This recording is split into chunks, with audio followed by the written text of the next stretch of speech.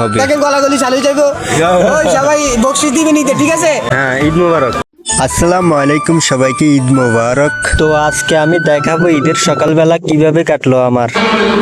এবার ঈদে মসজিদে পাঞ্জাবি পরে আসিনি বলে আজকে আমার অনেক খারাপ লাগতেছে। আসলে আমি বেশিরভাগই ঈদে পাঞ্জাবি পরে আসি, এবারে নতুন যেটা কিনছি ওইটাই পরে আসি। পাঞ্জাবি পুরান হোক বা নতুন, আমি সবসময় ঈদে পাঞ্জাবি পরে আসতাম। এরপর আমরা ঈদের নামাজের পরে বেরিয়ে গেলাম, এখন কোলাকুলি শুরু হবে। দেখেন গলাগলি চালু যাইবো, ওই সবাই বকশিস দিবে নিতে, ঠিক আছে?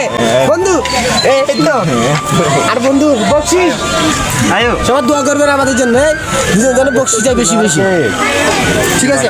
হ্যাঁ, ঈদ মোবারক। কোলাকুলি শেষে দেখেন সবাই ছবি নিয়ে ব্যস্ত, কি একটা গেট আপ নিছে মারাত্মক। এখন আমার আরেকটা বন্ধু পোস্ট নিতে, দেখেন ওর সাংঘাতিক, এটার পোস্ট আরো মারাত্মক। আর এই চশমাটা দেখতেছেন না, এটা হচ্ছে যে আমার। এদিকে আমি এবং আমার সব বন্ধুরা ছবি নিয়ে ব্যস্ত, আর ওদিকে সবাই কোরবানির গরু নিয়ে ব্যস্ত। দেখেন সকাল থেকেই সবাই মোরা একসাথে নামাজ শেষে আর এদিকে এদের কাণ্ড দেখে তো আমি অবাক।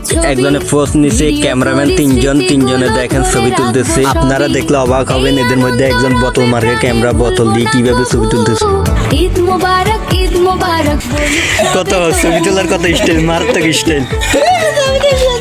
এদিকে দেখেন বাচ্চারা খেলা করতেছে রিমোটের গায়ে নিয়ে। আমরা যেরকম ছোটবেলায় খেলা করতাম, ওরা এরকম গায়ে একটা নিয়ে নিছে, রিমোট দিয়ে চালাইতেছে। দেখেন কত সুন্দর আনন্দ মুহূর্তগুলো, আসলে ছোটবেলার সেই মুহূর্তগুলো অনেক মিস করতেছি। এভাবে বন্ধুদের সাথে আড্ডা, ছবি ও ভিডিও করতে করতে কেটে গেল আমার সকালবেলা। এখন আমি আপনাদের আমার ঈদের নতুন গেটআপের কিছু ছবি দেখাইতেছি, ছবিগুলো দেখে বলবেন কেমন হয়েছে।